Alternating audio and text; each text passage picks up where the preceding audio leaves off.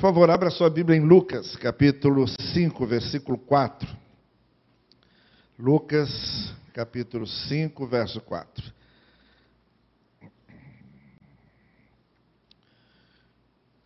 Não sei se você se lembra desse contexto em que esse texto de Lucas está inserido. Esta é uma das narrativas da chamada dos discípulos, que nós encontramos tanto nos evangelhos sinóticos, Mateus, Marcos e Lucas, quanto também encontramos no evangelho de João, momentos em que Jesus chama seus discípulos. E neste especialmente, de Lucas capítulo 5, acontece durante o momento em que estavam pescando. Nós sabemos que pelo menos 4 daqueles discípulos eram sócios em firmas de pescaria e trabalhavam ali quando encontraram-se com Jesus. E o relato é extenso, vai até o versículo 11, mas eu gostaria de destacar apenas o versículo 4 para uma breve reflexão com vocês esta manhã. Nós hoje vamos encerrar um pouquinho mais cedo por causa da inauguração do memorial, então eu gostaria de usar apenas o verso 4, quando Jesus chega até a praia, onde os discípulos estão à beira do lago, na praia do lago da Galileia, arrumando as redes, lavando as redes. Num dos barcos está Simão Pedro.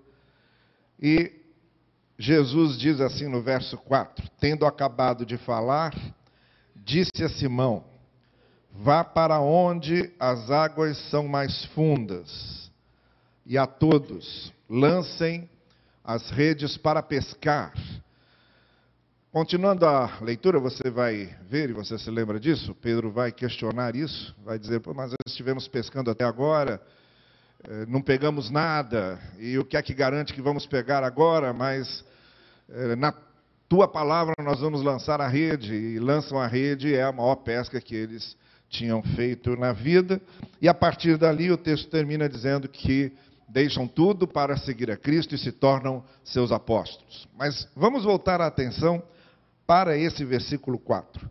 Tendo acabado de falar, disse a Simão, vá para onde as águas são mais fundas, e a todos lancem as redes para a pesca. É claro que esse texto tem a ver com fé. Tudo que se relaciona, tudo que tem a ver no nosso relacionamento com Deus tem a ver com fé.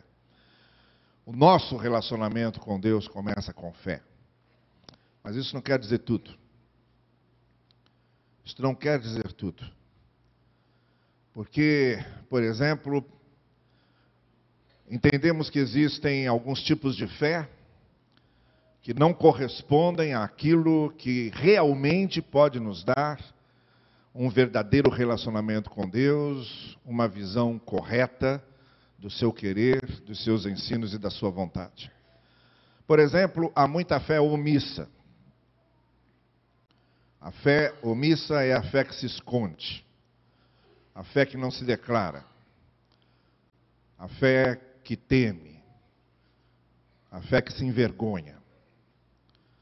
Existe muita fé alienada, a fé que se tranca numa espécie de mosteiro interno, pessoal, particular, achando que só as coisas celestiais é que são válidas e se esquecem do horizonte e do parâmetro principal que temos de ação no mundo, que são as pessoas, que é a nossa realidade. Há muita fé omissa, há muita fé alienada, há muita fé fanática. O fanatismo é exatamente o outro lado do ateísmo. Inclusive, eu acho que estamos mais seguros nas mãos de certos ateus do que nas mãos de certos fanáticos. Enquanto o ateísmo é o não absoluto, o fanatismo é o sim absoluto. E tudo o que absolutiza aquilo que é relativo se torna perigoso. Então há muita fé omissa, há muita fé alienada, há muita fé fanática, há muita fé imatura. No Evangelho há um apelo constante para que nossa fé amadureça, para que nossa fé cresça, para que nós nos desenvolvamos no conhecimento da palavra e no conhecimento de Deus e na compreensão da vontade de Deus, e tudo isso requer maturidade. Então, ter fé necessariamente não quer dizer tudo.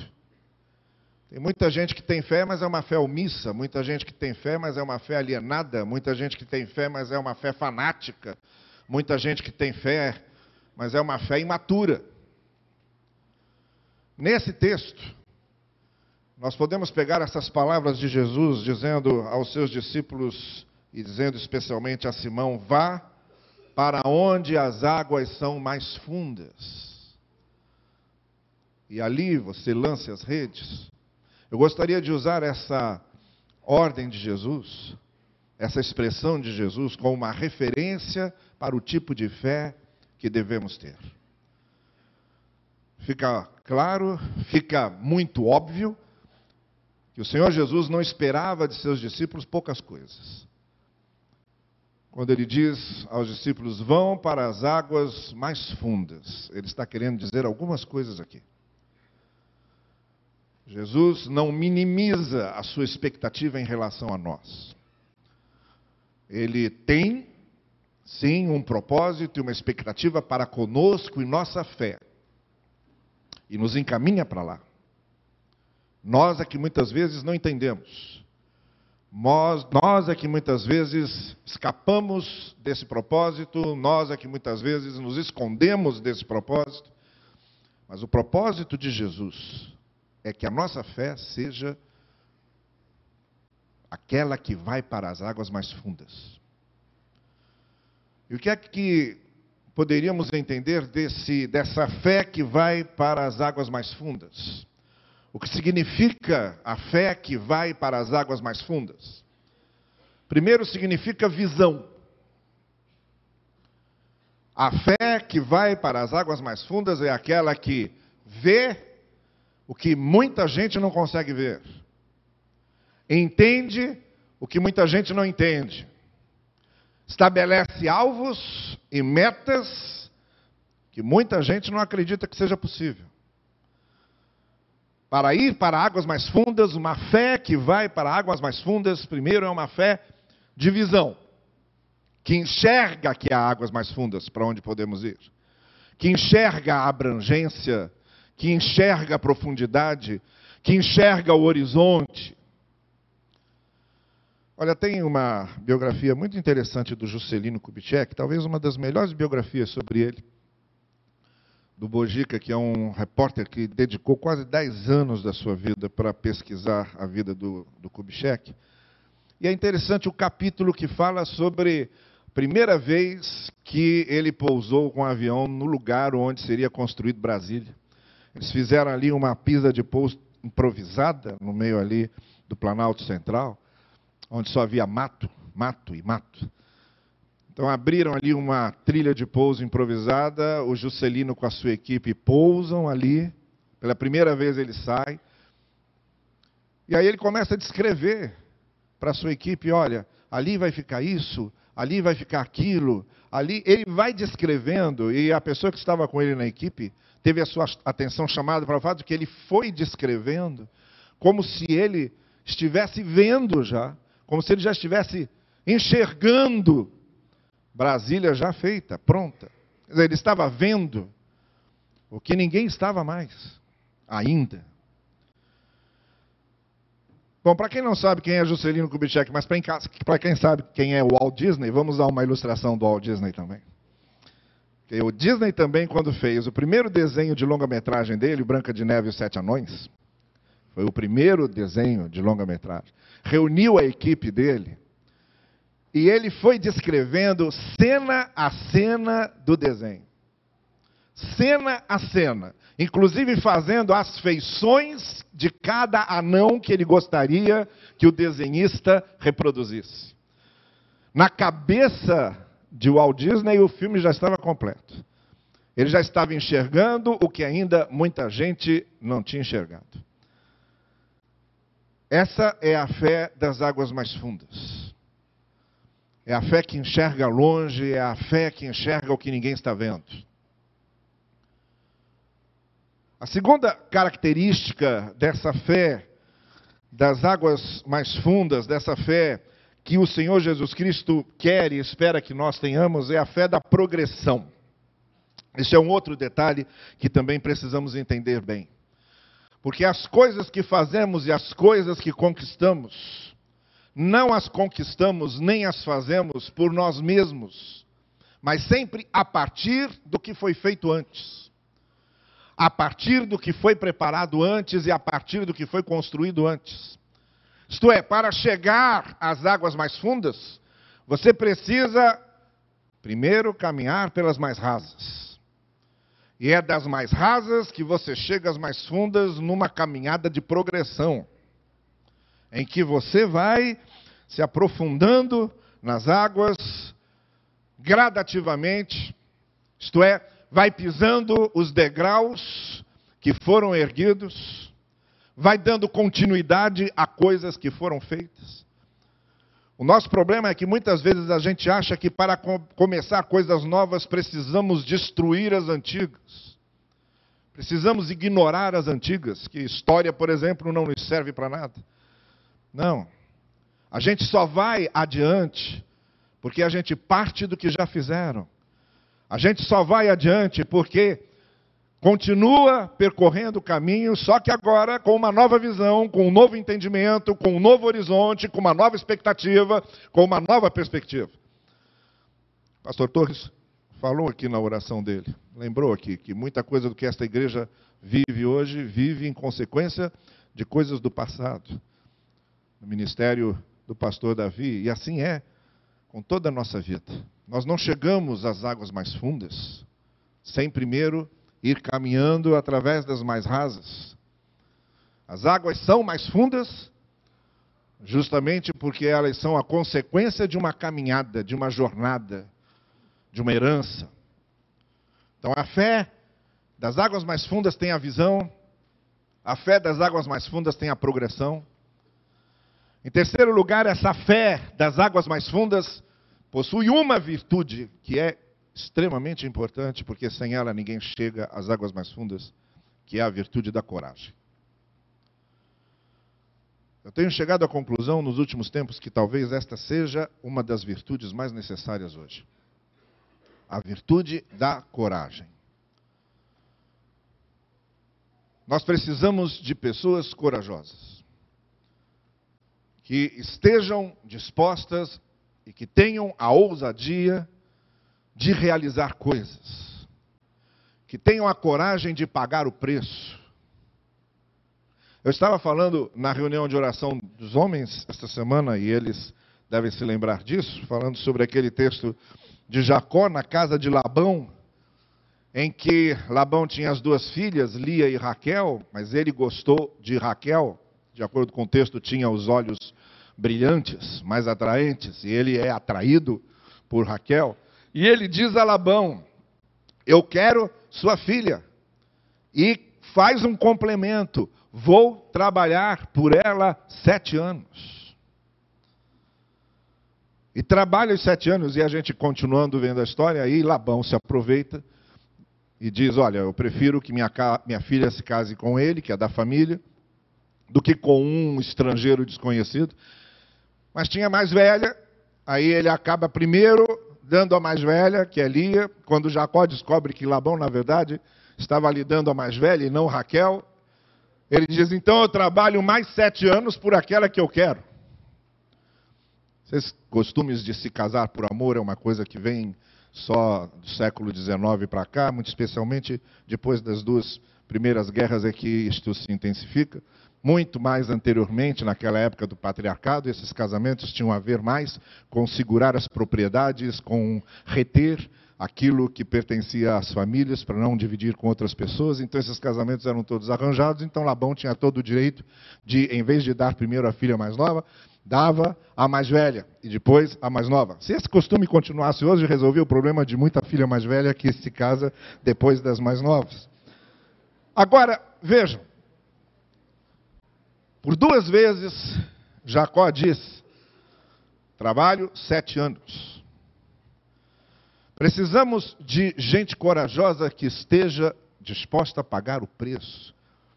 Não há águas fundas. Nós não chegamos a águas fundas sem pagar preço. Os grandes alvos e os grandes objetivos, nós só os alcançamos quando estamos dispostos a pagar preço. E normalmente, este pagar preço é sacrificar-se em algumas coisas, é renunciar outras tantas. Se você tem um alvo para a sua vida, você jovem, adolescente, está com alvos para a sua vida, essa é a idade em que muitos alvos temos. Não se iluda. Quanto mais digno for seu alvo, quanto mais alto o alvo for, maior sacrifício vai exigir da sua parte, maior empenho e maior renúncia. A fé, ela possui essa característica da visão, ela possui essa característica da progressão, do desenvolvimento, e ela possui também essa característica inevitável, imprescindível da coragem.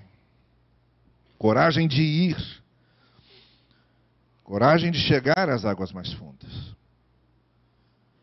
E por fim, 4º elemento desta fé que chega às águas mais fundas é o elemento do propósito. Vamos prestar bem atenção que o Senhor Jesus não estava promovendo nenhuma aventura. Não era ali um momento de se aventurar, ele estava dizendo aos apóstolos, vocês vão às águas mais fundas com visão, com a consciência do que receberam, com a coragem, mas vão para lançar as redes. Vocês não estão indo apenas para se aventurar, não estão indo apenas para mostrar que podem, vocês estão indo com um propósito. Vocês estão indo com um objetivo. Vão às águas mais fundas para lançar as redes. Uma fé precisa ter objetivos definidos. Fé não está nunca, em nenhum momento, desvinculado de missão. Do meu lugar no mundo. Daquilo que eu tenho de fazer para influenciar pessoas. Para marcar a minha passagem com a minha fé, com o meu relacionamento com Deus, com a minha conduta. A minha fé tem objetivos, a minha fé tem alvos, a minha fé lança redes. A nossa fé precisa lançar redes. A fé tem esse propósito sempre muito claro. Nós não estamos apenas passeando por aqui. Deve ser muito triste. Deve ser muito triste. Uma pessoa chegar ao fim da sua vida, olhar para trás e perguntar a si mesma, afinal, qual era o meu lugar aqui? Afinal, de que valeu minha vida aqui? O teólogo Paul Tillich dizia isso. Ele dizia, olha, a experiência com a vacuidade da vida, com a transitoriedade da vida, com o fato de sabermos que estamos aqui por pouco tempo, e ele diz, alguns chegam aos 80, mas mesmo que dure muito a vida, ela passa. Nós estamos aqui numa transitoriedade inevitável. E ele diz, a única coisa que dá sentido a essa transitoriedade da vida é o sentido de deixarmos as nossas marcas. Eu estava dizendo isso num sepultamento de alguém aqui da nossa igreja, que imaginemos, vamos imaginar, apenas por uma sugestão didática, que sejamos hoje aqui pela manhã todos céticos. E que nenhum de nós creia em vida eterna, pelo simples motivo de que não temos mesmo como provar que vida eterna exista. E vamos imaginar que nós todos aqui estejamos certos de que a vida acaba aqui. De que nossos dias acabam aqui. Viemos do nada, e viemos do nada até sermos concebidos por nossos pais. E vamos voltar para o nada. Após a morte, entramos no nada. Do nada para o nada. E entre esses dois polos do nada, temos o que aqui chamamos de vida. Se for assim, se de fato viemos do nada, e se vamos para o nada, há duas coisas que são extremamente significativas. A primeira é que, mesmo que não haja vida eterna, mesmo que nossa vida termine no túmulo, a vida que aqui temos nos dada pelo Evangelho e por aquilo que o Senhor Jesus nos torna e nos transforma, já vale a pena para que nós, ainda que não haja vida eterna, possamos crer naquilo que cremos. Mas há um outro fator bem mais representativo. Se nós caminhamos para o nada, se o nosso destino é o nada, a única maneira de continuarmos vivendo é a memória que criamos para as pessoas da nossa passagem por aqui. É o que vão lembrar de nós. Aquilo que vão lembrar de nós é que continuará sendo o segmento da nossa vida.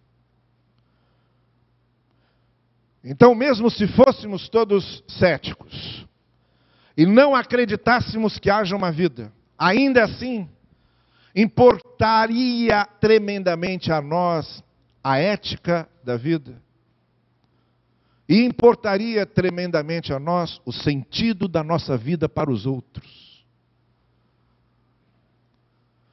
O Senhor Jesus manda ir a águas mais fundas. Isto significa uma fé com visão, uma fé que se desenvolve de progressão, uma fé corajosa, uma fé com propósito. Somos desafiados a ir a essas águas mais fundas, muito especialmente porque é o que fazemos aqui e as marcas que aqui deixamos que se tornarão memória do que somos. Sejamos todos e estejamos todos prontos a aceitar este desafio, que nossa fé nunca seja apenas uma fé omissa, ou uma fé alienada, ou uma fé fanática, ou uma fé imatura. Esse tipo de fé não significa muita coisa. Que a nossa fé seja esta fé das águas mais fundas. E que o Senhor possa usar nossas vidas para que também ajudemos outros a que cheguem nas águas fundas para as quais o Senhor nos leva e que assim Ele nos abençoe. Amém.